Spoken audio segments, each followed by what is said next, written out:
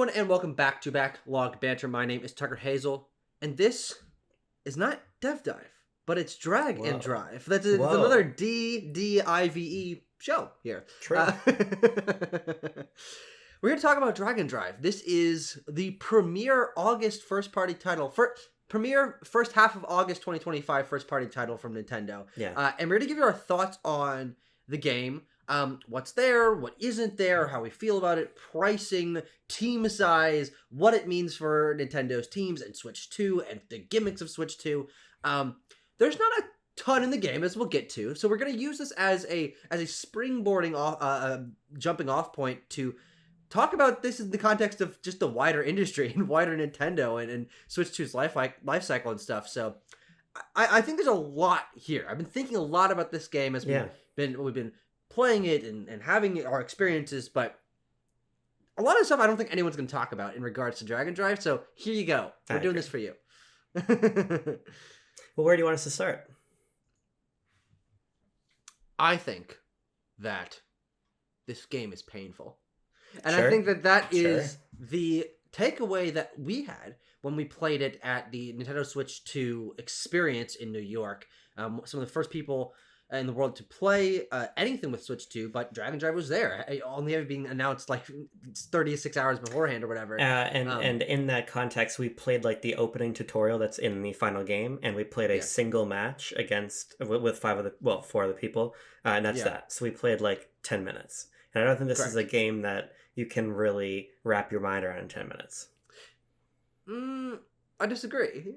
Because, I mean, that's like the whole game, is you learn how to control yourself. And doing this moves it, and doing this shoots the ball, and then that's a match. And the content outside of that is more substantial maybe than I thought, but still pretty minimal. Yeah. So that was actually a really good encapsulation of what the overall experience was, and also to some degree mirrors the amount of time I have felt myself wanting to put in this game, and for a particular reason, as I started with, this game is literally painful for me, and the reason why I don't feel like I even really can put more time into it is that I have nerve damage in both of my hands, and so the nerve that goes from my elbow down to my pinky and my ring finger, if I hold my arm in a elbow position for too long, it gets strained, and then my pinkies feel numb.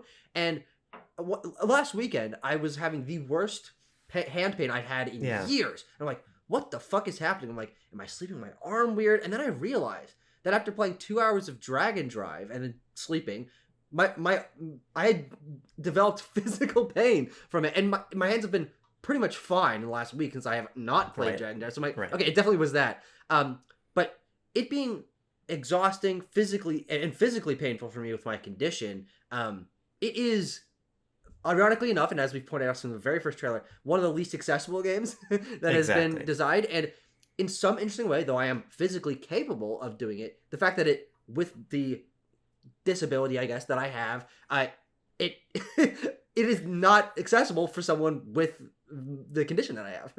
Yeah, 100%. I mean, I think that there has rarely been a more true case of your mileage simply will vary with a game like this.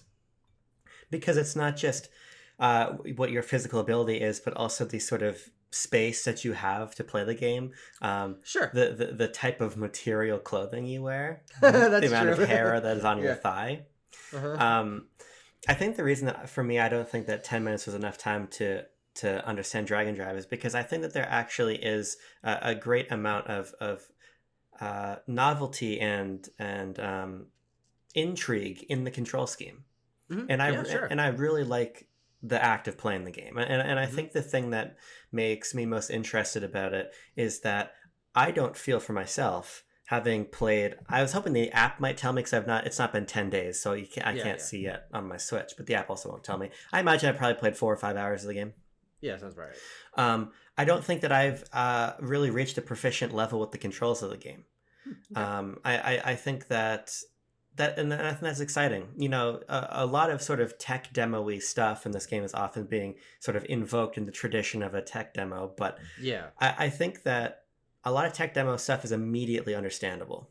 And I think something that's interesting about Drag and Drive is that I think that in the broad strokes, it obviously is. But in terms of the minutia, I think that there is a lot more there. I'm just not so sure that for me it's more than a weekend novelty.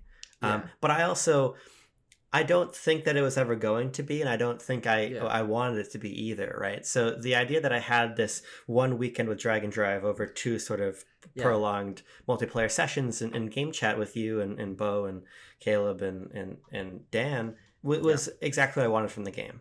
And so I ultimately leave Dragon Drive with sort of a positive impression that matches with my expectation of what I get out of it. But there's no doubt that this is going to be a highly subjective experience, just insofar as I don't even think that taste is a good indicator as to whether Dragon Drive will connect with you. I think there really is like a physical, tangible, unknowable person-to-person quality that's going to dictate how much you find enjoyment in trying to understand the minutia of the game. Yeah. I think that it's cool to have you on here, not only because I don't really have a choice. We've been hosting the channel together for 5 years. But but in that you're one of the only people I know that complements this game in its total package. The framing of whatever critique you have with it is to the wayside of it's kind of cool. You've had fun playing it, and you aren't concerned with the breadth and depth of the wider package. And those are totally valid, different angles to take at this game, because that is certainly not what on the critical side the more majority opinion is, and especially within our friend group. But I'm glad that we have you with like this, like, you know, summer fling with Dragon Drive, that like when you're 70 you'll be like thinking back, you're playing your Switch 7 and you're like, man, back in my good old days I used to play Dragon Drive. Well, let me ask you this question here. It's like a before sunrise kind of like it sticks with you and impacts your like marriage and relationships down the line. I've got a question for you here that I think can get us a little deeper into the game now. The reviews obviously were not very positive for this game. They're also not profoundly negative, in the sense that this game has a 60 or a 61 on Metacritic, which is not good, but it's not catastrophic.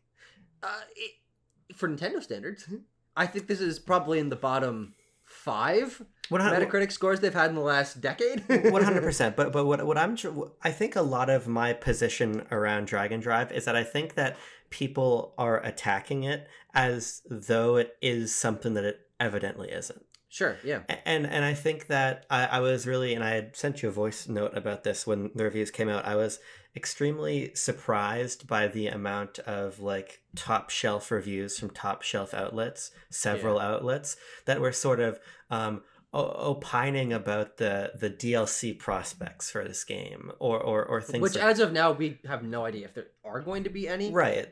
And it's honestly impossible to tell at the moment. Like it doesn't feel, in particularly almost any Nintendo tradition, like this is kind of its own thing.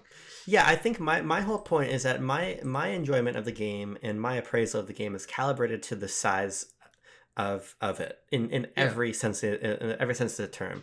The amount of discrete activities you have, the number of people who are involved in its core development team, the price you pay for it, and I'm curious what you make of Dragon Drive as it exists, as the thing we played, made by the small group of people that made it, versus I think sort of the idealized Dragon Drive that could be put in conversation. I think more with more validity, a game like ARMS, if it were something that it's not. There it is. I brought up some examples of games that are controlled with bizarre patterns and have maybe like, you know, more complicated control schemes than you'd expect, and that are a little bit weird and odd and people don't quite understand, because that's the tradition that this game exists in. This is the Switch 2 Let's Tap. This is the Switch 2 Wii Play Motion, where it is something that is much more about the capabilities of the hardware. And that's why I'm glad I played this game. That's why I'm glad Nintendo made this game. Is because chasing the expanding possibility of hardware like Switch 2 that is designed in ways that no other video game system has ever been designed before is a positive thing to me. And my limited 4-hour not very good experience with the game doesn't factor into how much I am happy, to whatever degree that is, that this game exists. And as we'll talk about it from a couple of degrees, but when you say that my experience with the game or my thoughts on the game as it exists, they're mostly about the fact that it's cool that this happened, right? And I'm compelled by it intellectually. But the reason why I think I find myself siding with the negative reviews, obviously, I don't like this game. I think it's one of Nintendo's weakest in my experience. Is that even with the context, I agree with you. Small team, small budget, small cost to purchase it. My expectations are calibrated by that. But what's in there isn't good. And so that doesn't mean I have to be happy with it, that it is, I didn't spend very much on it and that a few people made it. Because I've played even a recent game with a smaller team like Peak that I've played for 12 hours that is a much more polished game made by a smaller team in a smaller amount of time for a cheaper price. And so the scale of price and team size and budget has been calibrated to that, where a game like this, where I feel like the ceiling of enjoyment for me and amount of time is smaller than things I have spent less time on and are more polished for whatever their context is.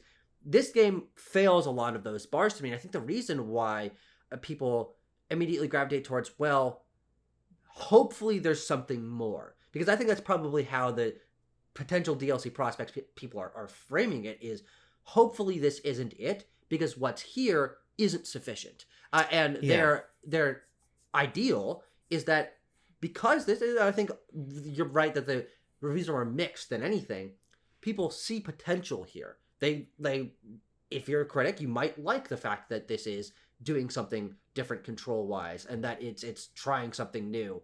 But you want it to be great. You want it to have the variety that, frankly, even other Nintendo games, not necessarily of this price, but other Nintendo games like WarioWare and like Wii Play and like ARMS, like all these other games have a breadth to them that I think allows, even if, one mode in ARMS or one minigame in Wii Play isn't great, you have this breadth to explore that is a little bit more holistic to the system, whereas this is ostensibly one mode. There are two half-assed minigames and like some challenges, but there's not this other stuff to do in the game. I think people might want to supplement the fact that the current, it's ostensibly only core game mode, is not the strongest.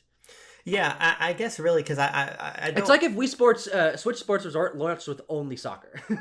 Right. I guess all I'm trying to do, because I'm not trying to sort of litigate how other people reach their conclusions for the game. I think more what I'm trying to express is that I just don't think that, in my view, this game and ARMS are an analogous comparison. Mm-hmm. I think that they're made analogous in people's minds only insofar as that they are an early game to each of these systems and a new IP. I like what you're saying about how does this game sit in conversation with titles from the indie space or otherwise that exist in the lower end of the budget and cost to consumer spectrum. And I think that to me is a much more tantalizing point. But I think what I'm trying to do also is just frame the fact that I'm not interested in almost any game I play being more than it is. Correct. And is that true? Like, you don't have any prospects for more levels in Wonder or like anything like that, or what I'm saying is that I would love if there was an expansion to Wonder, but my understanding and my appraisal of Wonder and my quality of it doesn't factor in what it might become, if that makes sense. And I look at a game like this, I'm like, this is the parameter of the thing. If we get a direct in a couple months that has more to it, makes Dragon Drive more involved, and it brings me back for another afternoon, that's cool. But I don't view sort of a missed opportunity in Dragon Drive. I view a small project, and I sort of just don't want it to be more than that for me. Yeah, I think that's totally fair, and I think that's probably a more accurate reading. I think what's interesting about why I think this game gets pulled into conversation with ARMS is that the games were positioned very similarly by Nintendo. Not on a pricing scale, but on these are the two games revealed in the reveal direct of the system that are the hardware gimmick multiplayer games. And Sure. if you would just watch the reveal trailer for ARMS and just watch the reveal trailer for Dragon Drive, you would have thought maybe, as maybe we did, these are made by the same team, that they might have a similar scope. Of course, ARMS at its launch was pretty limited in content. People criticized the game quite a bit for that game, for that element of it. But the difference is that because now that the game's out and that God forbid a few people have seen the credits of this game, we know that this is not the same kind of project positioned internally by Nintendo, but with it in ARMS. ARMS is a much bigger team from one of the more established bigger teams that Nintendo has. But Nintendo didn't make that clear in the marketing because they're so vague about what who's making games, what the team is, what the team size is, who the directors are, who the art directors are. We only know this because people have pushed through the not particularly great requirements to get to the credits and have told us this. I think the much smarter thing for Nintendo to set the expectations would be to position this as ostensibly an internal Nintendo student project or a small thing of like an experimental side that like, and of course the price reflects that. But I think from the beginning, if they're like, hey, we've got this small team that's really trying to take advantage of the hardware. This is not going to be a major thing. This is not taking up the slot of one of our other projects, but we want to see what the potential can do. Like, what were those small 3DS games? The Guild.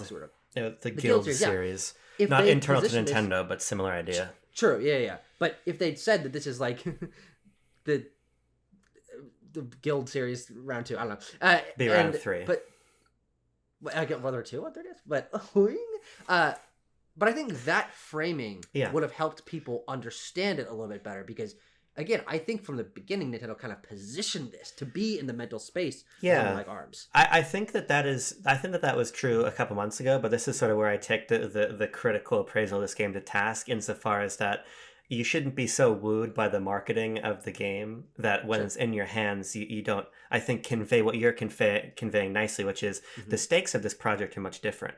And I think it's worth invoking those because when you look at the credits for this game, I'm just looking at mobile games right now, there are 108 total credits, but the overwhelming majority of those are localization teams.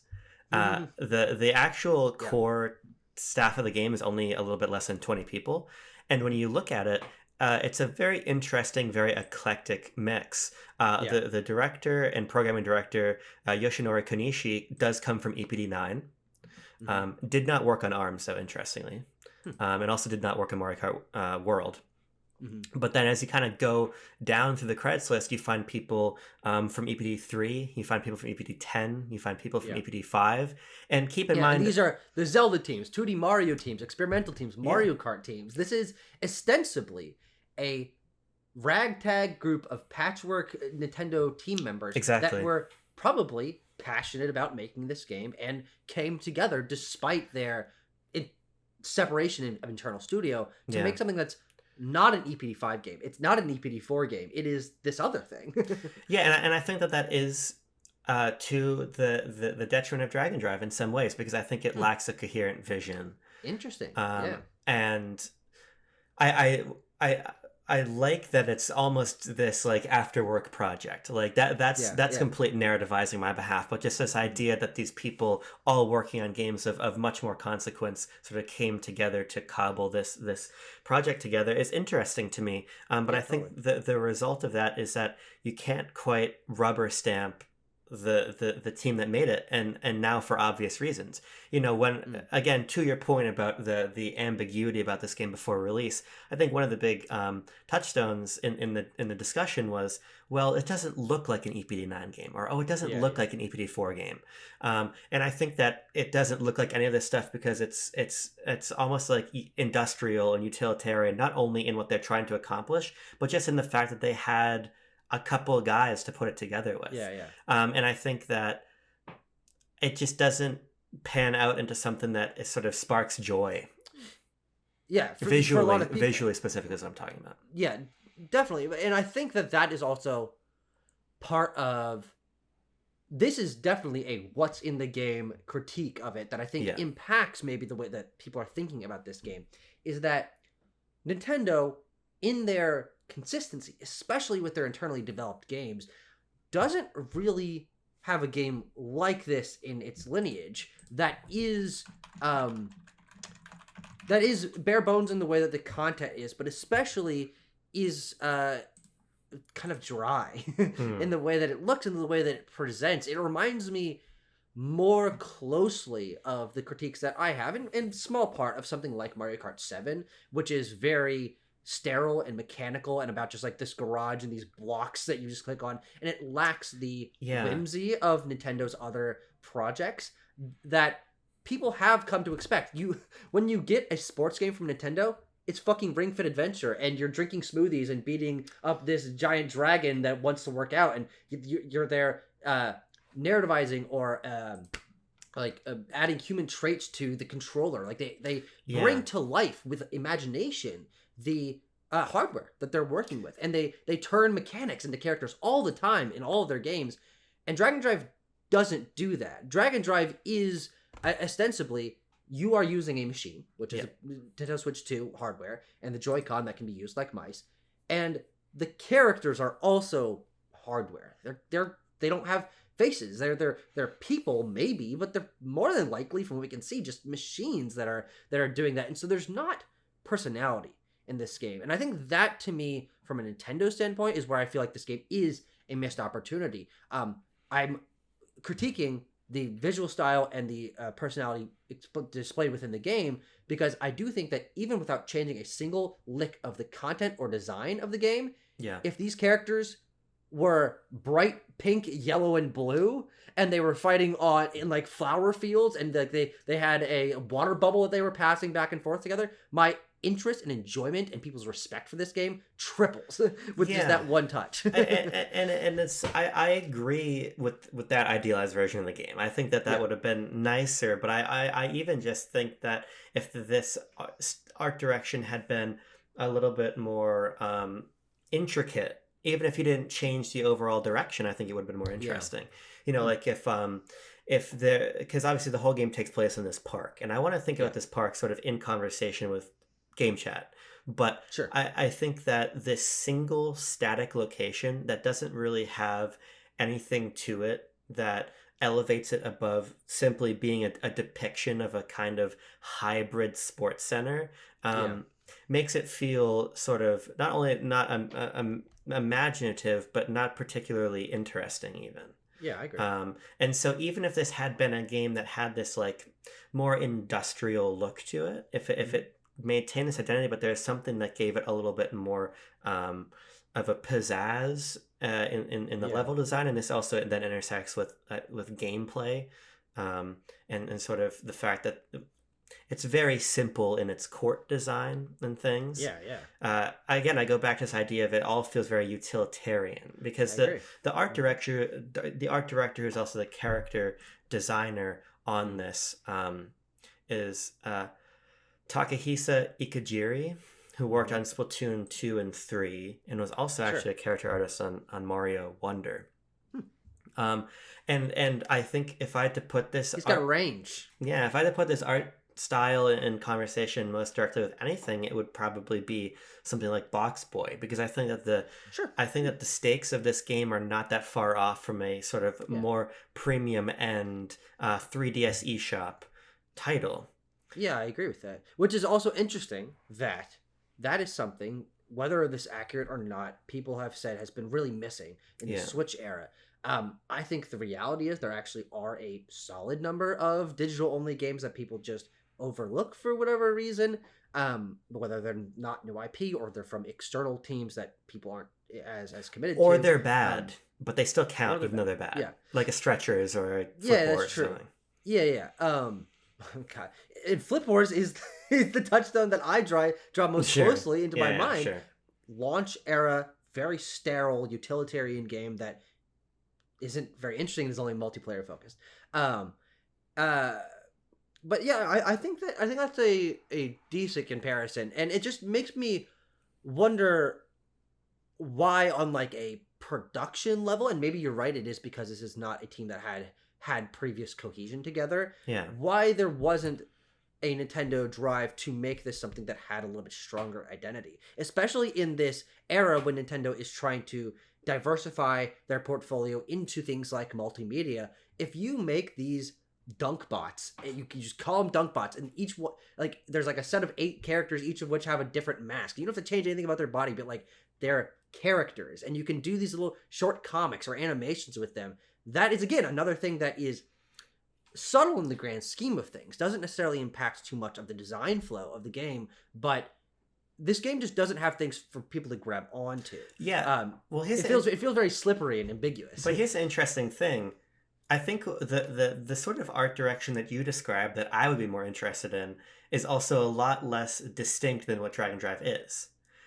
Compared to Nintendo's other titles, yes. Yeah, and I think that, and I have to wonder if part of the novelty of Dragon Drive, as it made it to market, as it existed, is that it doesn't look like the rest of the stuff they make. Sure. Yeah. Now, it being distinct, it does not necessarily mean that it's good. Yeah. I think that the art direction is, in my view, passable. Mm-hmm. A little basketball pun for you. Whoa! But I think some of the most intriguing internal monologues I've had about Dragon Drive since playing it is sort of, what did this begin as? Yeah. Why was this the scope of the project? Was it that there's a design document out there among these guys that say, hey, we want to take some truncated portion of time in and amongst our other projects and put together this very kind of against type, surprisingly technical, hardware first basketball game and call that good? Or was there ever anything else to this? Interestingly, this game has gotten no Ask the Developer interview. There's been very little to remark about as it relates to the game since, even from Nintendo. You know, we got like an overview trailer and like a demo, and you got sort of the perfunctory things. But I wonder if it was always planned to just sort of emerge as this interesting toy that illustrates the controller, or if there was an intent at some point that it'd be something greater.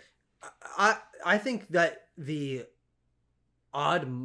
comparatively odd marketing cycle of this game, it to me indicates that there's just not a lot of concern from Nintendo that this is going to be anything more. And so I agree with your initial reading of like, look, we're just going to try to make something kind of interesting, see if people vibe with it. But mostly I see it as a potential and a teaching tool.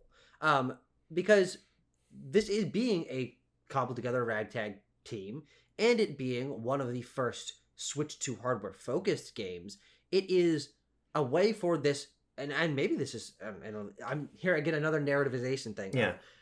To give a member of each of these disparate teams a touchstone and experience with something that allows them to understand the capability of the Switch 2 hardware on a deeper level, because they spent, I'll just say, a year working on something that they were forced to learn how Switch 2 hardware worked and what the capabilities of the Joy-Con and their multiple modes can be. And that is why, regardless of my enjoyment of this game or not, I hope that this allows for future projects of either similar scope or influencing these other Nintendo internally developed games to take advantage of the Switch 2 hardware in more interesting ways, because they've had this small project that taught people how it worked. Well, a detail of the game that I really like is the haptic feedback as you're rolling along. Oh, sure. I think why I raised this is because I think it feels like an R&D thing. It feels like sort of how can the mouse and the haptics interact, and I think that, to your point, it feels like something that comes out of that sort of early experimentation with this hardware. But what it also reminds me of beyond that is I think about some of the kind of weird these weird like side missions we've seen teams take in the past. Like I think about how Ring Fit Adventure has a rhythm game mode that it got as DLC that you play by squeezing the ring con together. It was just an update to that game, and obviously there's a physical exertion to the motion, but it also feels like a weird thing of, okay, are people inside EPD4 kind of interested in the rhythm game right now? Yeah, maybe. Or like aiding taking on the basketball update for Nintendo Switch Sports. It feels like there are these little side missions that these groups take that kind of feel off type, but then end up kind of slotting into existing projects. Yeah. Though those examples in particular we haven't seen come to fruition yet, but you're right that they could be something that we sense a little bit of lineage when we see their future projects. I mean, obviously, some of the best examples is if you go back to kind of the Project Guard, Project Giant Robot stuff, and the way that reemerges way later. Guard as Star Fox Guard and Project Giant Robot as the Labo, as the Labo robot kit. Well, that actually is a great comparison. Yeah, because I think the game that you can draw the strongest comparison between Dragon Drive 2 is Star Fox Guard, a game that is pretty sterile, pretty simple, not pretty cheap, not particularly well regarded, but that game in particular, and to your point also Project Giant Robot, the demo, were literally tech demos. They polished it up and they put it out into Star Fox Guard. You know, they put a little skin on it. And I think that, I don't know, that for me is why Dragon Drive feels like it's missing that next step. It's because both of those other games, even though, you know, not a lot of people played Labo and people don't really like Star Fox Guard, they each got that from the inception. They were something techie, and, you know, they start off with really simple models and not a ton of personality. There's not an IP attached to it yet. And then down the line, they take that next step from what they've established in this tech design phase and say, hey, look, let's turn this into something that is more traditionally Nintendo in its personality, in the adding character and things. That, like, how often is it that we get a Nintendo game that, and I guess also Welcome Tour might also fit into this a little bit, where these games feel like they haven't gotten that next step of injection with personality. Yeah, and it just makes me wonder. What also makes me wonder is, okay, man, exactly how important to me is personality in these games? And I think that the answer is massively. Because I'm thinking about, for example, Wii Play. I have a lot of nostalgia for Wii Play, but we revisited it together last year, actually. Not that one. I'm talking about the original. I know. Fair enough. Fine. Is that better? You happy now? And I think as I was revisiting it with you, what I was connecting to, what I realized a lot of my nostalgia for the game was based on, was sort of the sights and the sounds more so than what you're actually doing, because none of the mini games in that game are particularly complex. But I think about this one where you have to use the Wii remote to rotate a Mii and fit them into a bubble. First of all, I was way better than you at it, which was just a delightful thing to have affirmed in my life. But more importantly, it's like, I've been practicing, so next time you're fucking going down. But it's like a Rocky training montage. I wake up, I drink my eggs, I go for a run in a Little Mac hoodie, and then I play 10 hours of fucking replay Mii rotation game, slot me or whatever it's called. Yeah, something like that. But I think what I like about that is the way that the bubbles pop. It's the music in the background. It's the color. Sure. Yeah. Or the fish game or the cow game. Like the fish is a great example of this this singular art style that exists in the game that is otherwise fairly cohesive artistically. Yeah. And it's so beautiful and it's so interesting. That does a lot of heavy lifting for me. And I think that endears me to a lot of Nintendo games that really don't hold up to much scrutiny in their mechanics. But I think what's interesting that I want to talk about more specifically to Dragon Drive itself is the scrutiny of those mechanics. Sure. Because obviously you have a physical barrier. Yeah. That's going to cast an understandably... And a mental barrier. And a mental barrier. We've got many mental barriers. Ding! But you have this very specific barrier that's going to cast a long shadow over your view of this. But I'm curious... One thing I like about doing a video with you is I can set up an insult for me. I throw up the ball and you go, and you hit it right back in my face. It's a reflex. Yeah. I really enjoy how Dragon Drive plays. Sure. Again, I'm talking like the most caveman level of enjoyment That's a level. of the way that the haptics feel in my hand, the way that I have to involve my upper body to play. I find that to be very interesting, and I find it to be sort of even more so than a lot of Nintendo's literally full-bodied games. I'm talking Wii Fit, I'm talking Ring Fit, Move It, all of this stuff, all good examples. I find that this one feels uniquely embodied. This is just a finger game. That's true. That's a great game, by the way. Yeah, Let's Tap is very cool. but what do you make of this? How do you relate to the controls? In terms of depth and execution. Yeah, just how you, obviously I know how you feel playing it. It's ow ow ow ow. Ah! But well, no, it's just like the next day, you know. It's sure. like the day after sex. We wake up in the night. Dragon Drive. No, curse you. Yeah, but just that feel. I agree with, I would say 60% of what you're saying. Sure. Which is that the haptics are really fun. They feel great in terms of this like clicking, the subtle clicking as you're pulling them past you. Yep. The harder you or quicker you drag, it feels a little bit different. They've accounted for that acceleration in the complexity of the mechanics, the haptics. But I like the idea of using the two hands like this to turn and pressing on this to stop, like you're grabbing the sides of the wheel. And I especially like the lifting up your hand and flicking your wrist to shoot the ball. All of it surprisingly feels very intuitive.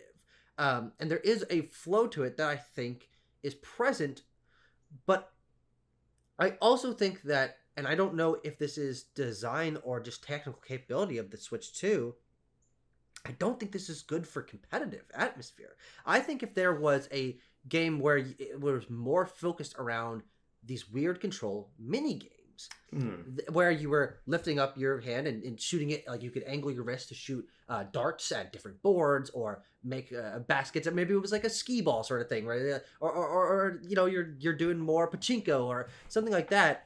Or you're avoiding obstacles by controlling the wheels and like stopping yourself right on the edge of something. These mechanics, I think, are good enough, but are good enough, but not good enough for a competitive atmosphere because they don't work 100% of the time. There's plenty of times where I'm trying to turn and my character like whips around for like no discernible reason, or a lot of the time there's like this weird level of randomness to shooting the ball where even if you are angled at it, it just will not go in, or it'll just go to the side or whatever.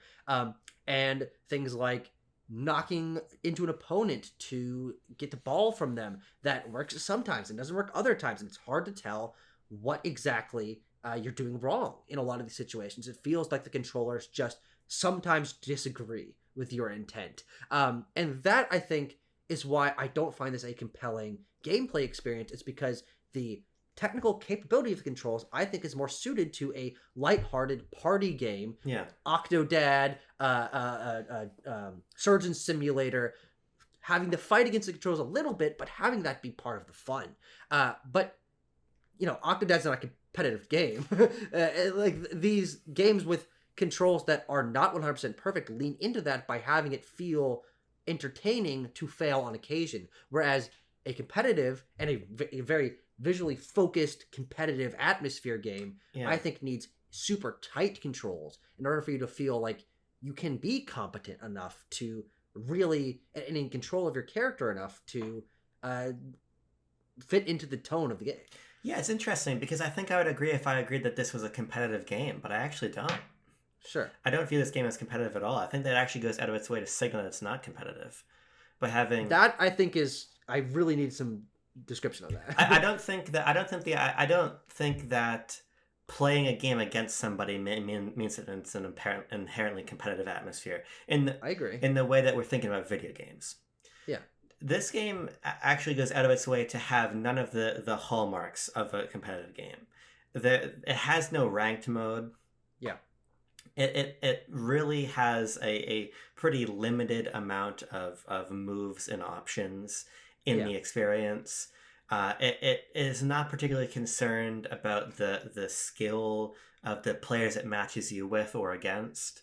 Mm-hmm. I think that this game is as is its most direct analog, pickup basketball, something that's more about enjoying the sport than the competitive outcome.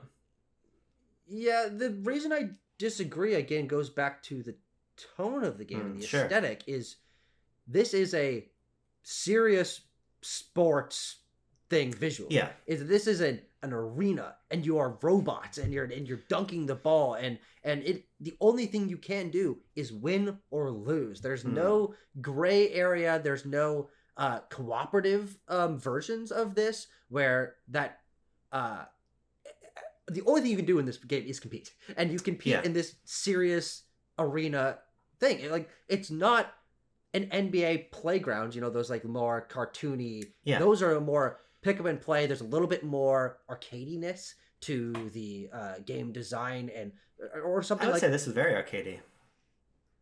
I mean, in what way? Like, it's well, like wait, sorry, what? You're just competing though. There's not like any like additional gaminess to it.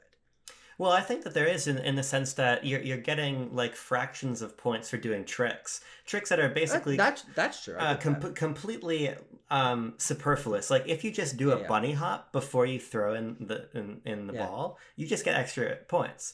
And I think one of the things that I wish this game had played up a little bit more is that dimension, because like dunks give you more points, but also dunks, and then if you get an extra spin in the dunk, you get an even extra amount of points. Like there is a playful quality to it. I don't think it's so adherent to regulation, if that makes sense. No, I agree when you mentioned that element, but also the tricks are super inconsistent. Bunny hopping is one of the least consistent control elements of this game. Me and my friends were having a hard time. It's like, how do you even like really do this? Is the order, is the speed in which you're picking up the Joy-Con? Dunking is like sometimes it works, sometimes it doesn't. And again, to the control thing, it's not really clear what you've done wrong to not deserve a dunk or a spin or whatever. And I think if the tricks were not only foregrounded and designed more, maybe that you like really got a lot of things for tricks, and so you like had to do tricks, like, and so everyone's bouncing around and doing flip stuff. There's also like only a couple tricks you can do, and they're not flamboyant or extravagant. The game doesn't call attention to the tricks. Sure. The base game that most people are going to spend most of their time doing is trickless. Whereas a game that I think would have a more arcade design philosophy puts the tricks first and then the other elements later, to then feel like it has a more party atmosphere as opposed to a more serious competitive atmosphere. Well, I think it also just depends. I think this is for me partially a function of where the game falls short in foregrounding its best bits, because I think that this stuff is in the game. I just think that there's issues with how the rules are that make it hard to appreciate. I think one of the things you write about is if the multiplier was a little bit more extravagant, that would help. Yeah. But I also think dictating that the ball has to be passed before it can be scored, or there's just things that I think could sort of improve the camaraderie and bring that sort of playfulness more to the fore that the game doesn't do. And I think that to me is why I have a overwhelmingly positive if I had I don't have you see what I mean. On the whole, my opinion is positive, but I think majority positive. Yeah, not overwhelming. Exactly. It would be more positive if some of this tuning had been done better. But another part of why I think that the game is not so strictly interested in competition, or is interested, I think, in a more friendly style competition in competing on scores, is that I think that what happens in the park around the main event is actually what's most fun in the game. And I think it's where we're having the most fun with the guys. And to me, this is where we invoke game chat, because we were playing this game on game chat, and I think that it, like Mario Kart World's open world before it, and we talked about this a little bit in our review, I think that this space exists for you to find fun in it with your friends, Correct. opposed to you being entirely adherent to the limited activities that they have for you to do. Yeah, I agree. I agree, and again, my issue with the game isn't that these concepts and ideas aren't there; they just aren't fleshed out. Is that Yeah. the trick system, the party game elements are there on the fringes of the experience, and to your point, the social elements of the game are there on the fringes of the experience. They are not the core game design. If this was a hang out in the park and do mini games and do tricks, and then there's a basketball mode, that's a much more friendly, competitive, social experience. And I think you're right. The game is much better at than the competitive thing. Yeah. But the trailer for this game is seriously competing. Yeah, and but trying to win. Again, I just like, disagree about what the trailer is actually. Like the trailer, at least they present the game because they think the game is sold on that. They want people to buy the game to be competitive. Yeah, but what I'm saying is that in my experience, I don't think I would be sooner say that that's a bad trailer to cut. I agree, but I think it does indicate to me what Nintendo thinks the intent of this experience is. You don't make a trailer to sell the game on something you don't think it is. If the trailer was and the game, frankly, was more about the sillier social aspects of the game, then I would feel like, okay, Nintendo wants this to be a silly social aspect game. Yeah. But the game is not that, and the trailer's not that. Yeah, I just think that like I had a lot of fun when Bo and I, for instance, were going back and forth competing on the high score shooting challenge. I thought that was really great. I thought it was even just fun watching you try to jump the rope and preparing to collide into you to stop you from getting a new high score on the jump rope. Yeah, that was fun. Yeah. Like I understand that this is not what the game is being sort of demonstrated as, but I'm talking about my experience with it, and I think that my experience has indicated that what's in the park is what's sort of best demonstrates how this game fits into the wider Switch 2 experience. Yeah, I agree. And I enjoyed us just stupid shit like idling to get idle animations, or when we were all just doing drag X jerk or whatever you call it. Yeah, we were leaning our machines, I believe they're called. No, that's Kirby. Whatever, man. The fucking. They're called vehicles. Vehicles. That's right. Those are both really lame ways to describe what you're riding on. We were leaning our vehicles to the side and using the motion controls to make it look like we were whacking ourselves off. Yes. And that is the best memory I have had of this game and will ever have with this game. I think, to your point, the fact that we made a game out of, and frankly, I think maybe even a majority of my time spent in this game on a minute-by-minute basis was us either trying to get it to look like our characters were jerking themselves off or waiting for idle animations. Yeah. And neither of those are fun.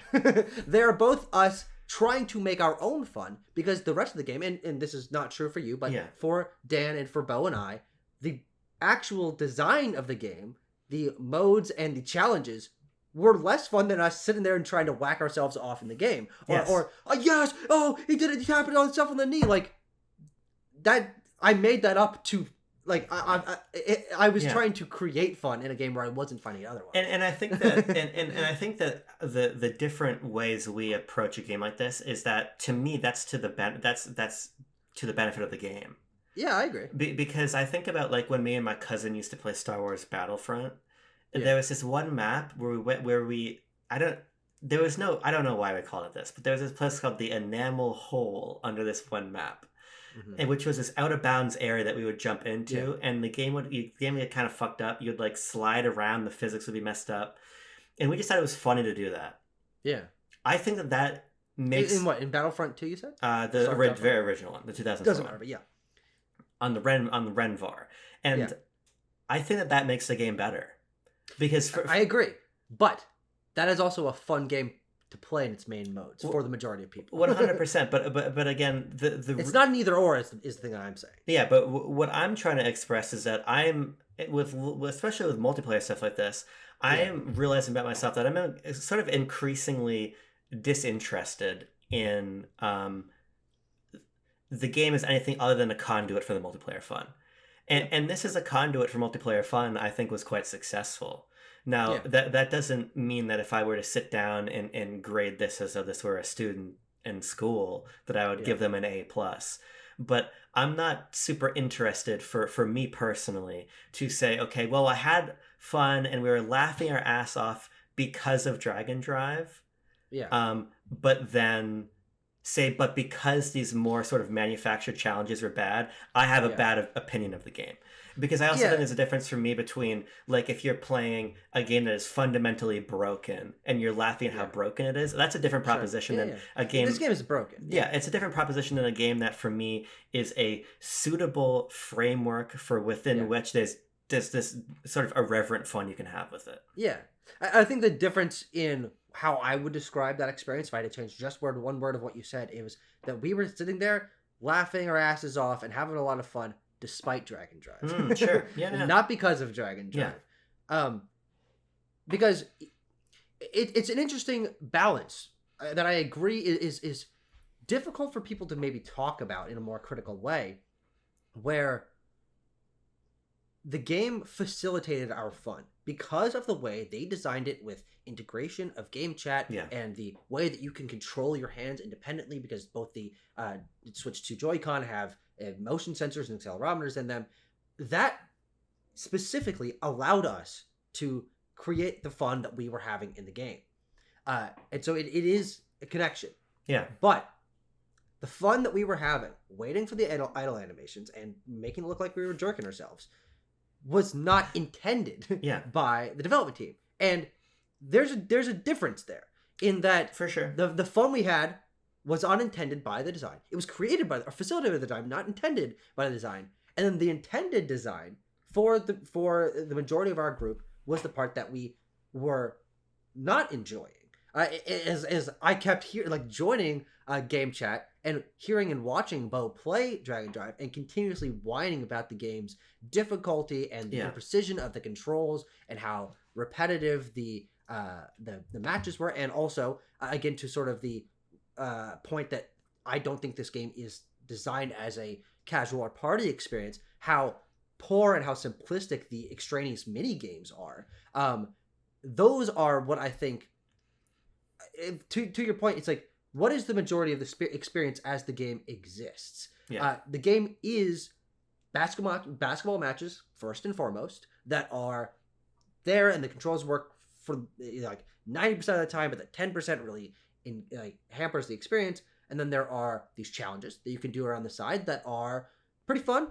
They vary in how fun they are, but I'm glad they're there in terms of that offering a little bit of variety to the experience. But none of them are multiplayer. I think that's definitely a missed opportunity. More multiplayer focused challenges like that. And then there are these mini games that I think are pretty bad because they only last about 30 seconds, and they're like incredibly repetitive. For the race one, I think there's literally only one track. Maybe you go backwards on it on occasion, and the rebound scramble is like a 10-second game. Yeah. It's like, well, that's just not good. That is poorly designed. And so it's a difference where I think almost everything listed on the back of the box for this game of the box doesn't exist, but the modes that it has and the intention of the experience fails at almost every benchmark. But that does not mean that because of the framework that they created, because of the way they understood the technology, and that it creates this experience, and they designed this park where you can ram into your friends and do all that stuff, that doesn't mean there isn't also fun that can be had in that experience. And so there's a really interesting balance there. I think can be difficult for people to analyze critically. Yeah, I mean, I don't really disagree with much of what you said. I think the only thing that I would add is for myself, I actually enjoyed the rigor of the challenges, because I thought what that did for me was demonstrate what my time with the Switch 2 event didn't do, which was that's true. Show to me that there actually is, if you want to find it, this degree of specificity to the game. And I think because you have to be really good at the controls of Dragon Drive to complete these challenges. Yeah, and I think that's it's an interesting idea that you would have again, a game that I read as quite casual also require this level of rigor. And the all of the extraneous challenge mini games yeah, are, I would consider them hardcore. They're not even necessarily, and this again, yeah, simple design tweak. This would indicate a more casual energy. And I know I like what you said. They don't agree that this element is casual, but if you play them and get any score, that counts as having done it, to like seeing the credits or whatever, or unlocking the next one. yeah. But you can high score chase, and you can get good at it, and maybe there's an extra helmet that you get for getting the 3 stars, the gold star, or whatever. But instead, the only option is ostensibly a binary. You got really good at it and won, or you didn't. Well, it's actually interesting because I agree with you, but I also think that they make an interesting choice in sort of having these challenges in a rotating fashion be highlighted as gold challenges that you then compete with your friends in the park on that specific challenge for a better score. I like and I think that that's a moment when the scoring makes a lot of sense. I agree with you that otherwise for the more single player person in the park, you just lower the barrier a little bit. I agree with that. I think that the again, the sort of roughness of this, the patchwork of ideas in Drag and Drive, to me is interesting because I think that it also gives this game some kind of grit that I didn't think it was going to have from the Switch 2 event. Just insofar as I literally thought, okay, I'm going to roll in to these basketball games. I'm going to shoot some hoops, and that's where the game begins and ends. But in reality, there is not only more around that, but between the structured activities and the sports game is this gray area fun. And what I'm interested in it moving forward from Nintendo is how often they're going to be trying to capture people who want that gray area fun. Because that's actually what a lot of social gaming is now. Exactly. Yeah. That was exactly what I was going to say. Yeah, that is fascinating. Well, just while you're thinking about that, as you're thinking, it was just so fascinating. It boiled my brain. When you go back to Mario Kart, as we were mentioning in our Switch review, the open world there, when you're playing with other people, is a reduced version of it because you can't do the P-Switch challenges. It instead really wants you to take photos together or hunt for the Peach medallions together or just generally fuck around. And I find that actually some of my best memories from the open world is when we were playing with Dan, and I, for no reason other than just to have a little bit of a laugh, was trying to reverse into him with bananas behind me just to see if I could. And again, that's not the point of being in the open world. Yeah. Or is it? And this is sort of what I'm curious to see unfold as the generation goes on. And Nintendo Forecast made an interesting video recently about an advert that he saw where it markets the Switch 2 on the basis of game chat specifically. And what I'm curious to learn more about is how does Nintendo continue to imagine online multiplayer as local multiplayer? Because I think a component of local multiplayer across my whole life has always been this gray area fun. Or making our own games and rules. Like a friend of mine in high school, we used to play Smash Wii U, but we would do Pokemon battles. We couldn't hit each other, and we would just spawn in Pokeballs. So you'd only try to knock each other out through the Pokemon you spawned. So I just think that will Air Riders or the next Smash game, or especially Animal Crossing or things like that, leave space for this fun that exists, fun that, as you're saying, is facilitated, not necessarily curated. Yeah, no, I think that'll be exciting to see, and I think that Drag and Drive, that is its best aspect to me, is that it does incorporate that. It leaves the space for that, where other Nintendo games have been previously very stringent in what you are capable of. I would say that Scarlet and Violet and New Horizons are two of the games that definitely facilitate the most existing with your friends. Yeah. But then in each of those cases, there's some sort of limitation. And I think that Mario Kart World and Drag and Drive are both good examples of a step in the right direction for that. But I also think that it could have gone further. Yeah, and in sort of missed opportunity in Dragon Drive, particularly because we got a lot out of using game chat on this. But game chat is not actually integrated into the game in any designed way, unlike Mario Kart World, where you can have your camera on. Or you can see like a little thing that flashes the light of whoever's talking. There's none of that in Dragon Drive, and I think that what I want to see from Nintendo is if they're trying to recapture some of the social experience that is recapturing on local play, but takes advantage of the abilities of the fact that you're actually online, is that I think they need to be a little bit more open with allowing you to interact with people who aren't already your friends, because a lot of the time the best social moments from online games are when you bump into someone that you don't know and are able to use the game to facilitate a new friendship. Nintendo's games don't really allow for that, because there's no way to use game chat to talk to someone you don't already know. It's a pretty binary. You're playing with randoms or you're playing with friends / bots. And then again, there's no integration of using the Switch 2 camera or whatever.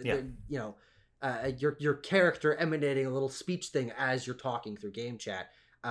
That I think would have gone a long way for me to feel like game chat and Dragon Drive are two parts of a whole, whereas they exist well in tandem, but they exist kind of separately. I think that's a really strong point. I think that's the linchpin that for me would have probably moved this from like a 6 to like a 7. But, sure. So and again, that's what I don't want to be as sort of binary as to throw out a number necessarily, but I'm more mean to indicate that my praise of this game is not. I'm not going to be first on my feet to defend Dragon Drive, but I just think that, to me, and why I'm glad we've had the conversation we've had, is that I think that there's a lot more interesting about Dragon Drive than has been talked about. I agree totally. Yeah, I remember us like having this conversation, thinking about it from the perspective of team size or whatever, and be like, no one's fucking talking about it. Exactly. And those are the conversations that I think become the most interesting with game design. And I'm curious as we end out here, what for you, with what is in the game, holds it back from being anything higher than a just okay experience, a 6 out of 10, not something that you love, not something that you will revisit, unlike another game that is similar in scope, Kirby's Dream Buffet, a game that you visit quite frequently and have for multiple years at this point. Dragon Drive is not that for you, and I'm wondering, because you're praising the game as a whole, but if it's only an okay experience, 6 out of 10 generalization, why isn't it a higher experience, something more engaging? Yeah, I mean, I think it's really things we've largely already hit on. Sure. I think that it's the lack of that final linchpin pulling the whole social experience together. I think it's the way that I think that some better rules could pull out the most fun parts of the basketball. Just like, because you play a bunch of games where your teammate will grab the ball and simply charge over, do like one nice little slip around the opponent and dunk the ball. I think that even just like if you could knock the ball out of players' hands more easily, and there was more of a perpetual scramble, that would actually solve a lot of issues. That would force passing. That would force a much more interesting sort of changes of possession. So I would have had the rules lean a little bit more into the game's best strengths. I would have had the social stuff come to the fore a little bit more. But then I also think, just as a note about the way I play games, the fact that I can't play this in handheld mode is obviously intrinsic to what the game is. But it's the sort of thing that the intrinsic proposition the game is going for makes it less easy to fit into my gaming habits. I play way more than half of my time with Switch and Switch 2 in handheld mode. Yeah, totally. Yeah. And the final thing again is I understand a lot of the hope for this game. I feel like from the people that praise it, the primary motive that is what's here is good, but I wish there was more. And that to me is a very valid thing, because again, it is missed potential to me, where I see a Dragon Drive that has just a basketball mode, fine, but then a party twist on that where like these glowing orbs drop down, and if you pick them up, it's a speed boost that you can add, or like balls that are like a hot potato mode where you can only hold on to it for a few seconds, or like these little tweaks that aren't fundamentally reworking the game but allow you to approach what is there, because I think what you just said, and that's actually maybe my major critique with it, is ultimately almost every match that you play of the core Dragon Drive basketball experience boils down to no one passes the ball and you just try to get it in the hoop. Yeah. And everyone tries to charge into each other. Like that's there's not really strategy. There's not even really space for strategy or different team compositions or anything. You have these different character body types, but they're pretty minimal, all things considered. There's the customization is very simple. There's really no progression. Like these elements, I think, to the point of trying to match why a lot of people enjoy social gaming experiences now, is that a lot of that is, whether we like it or not, facilitated by a sense of progression or collectibles or internal variety. The reason a lot of people play Fortnite is because you can play a bunch of different experiences within Fortnite. And I'm not saying Dragon Drive needs to be that scope, but I think it should have had bigger scope to successfully fulfill this desire for a social gaming experience. I think a lot of the design actually goes against that actually succeeding for the majority of players, because, and actually as I want to close out on, this is probably going to end up being like the least popular game Nintendo, especially internally, makes this whole generation. What do you think of this versus Welcome Tour in terms of popularity, in terms of intrigue to average gamer? Because this is probably higher, but I think ultimately probably more people are going to play Welcome Tour because it's cheaper. Yeah, I don't know, but also because it's single player, right? Is 3 years from now, when 4 people are on Dragon Drive, there's not going to be many people wanting to get into a long dead multiplayer game.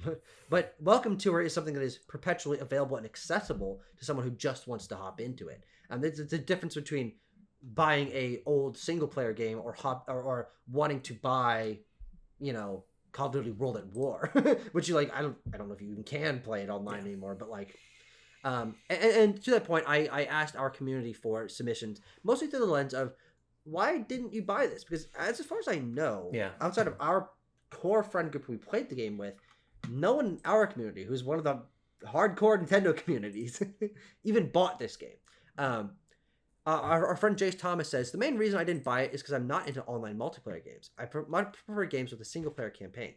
I also didn't like the mouse gimmicks. It looks incredibly uncomfortable, and I don't think it looked very fun constantly to be using the mouse controls in that manner. Now, that's actually something that we only lightly touched on when I said the game was painful, but I think another big turnoff for this being something that is treated competitively is that a lot of people don't like motion controls, and especially strenuous motion controls. Yeah. And this is one of the most strenuous, in terms of rigorous activity, motion control video games that's been designed. Yeah, I mean, I just don't think I have too much to add. I'm interested in the survey from our community insofar as why they didn't buy it, but I think a lot of it for me boils down to, but I do like involved motion controls and things like that. I think I think what you and Jace are indicating is that this was never going to be a particularly commercial idea, even if it had all the bells and whistles people wanted. I don't even think then it would have moved the needle.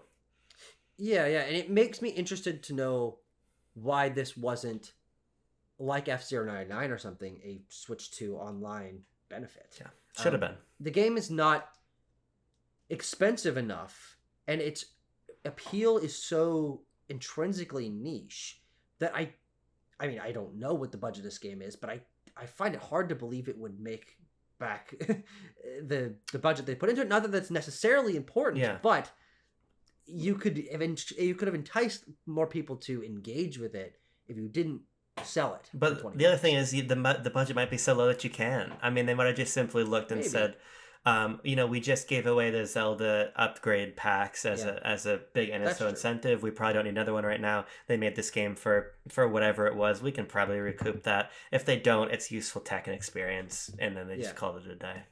Yeah. Um. Our friend Adam says, "I like the concept. The ideal wheelchair basketball game controlled with dual mice to stimulate the way of wheeling yourself around is really innovative and a very Nintendo out of the box thing. Amazing job in inclusivity too. I think a semi-realistic 3v3 wheelchair basketball game that kind of feels like a gimmicky tech demo for a controller, even at a budget price point, is just too niche a genre for a console sold on open world Mario Kart.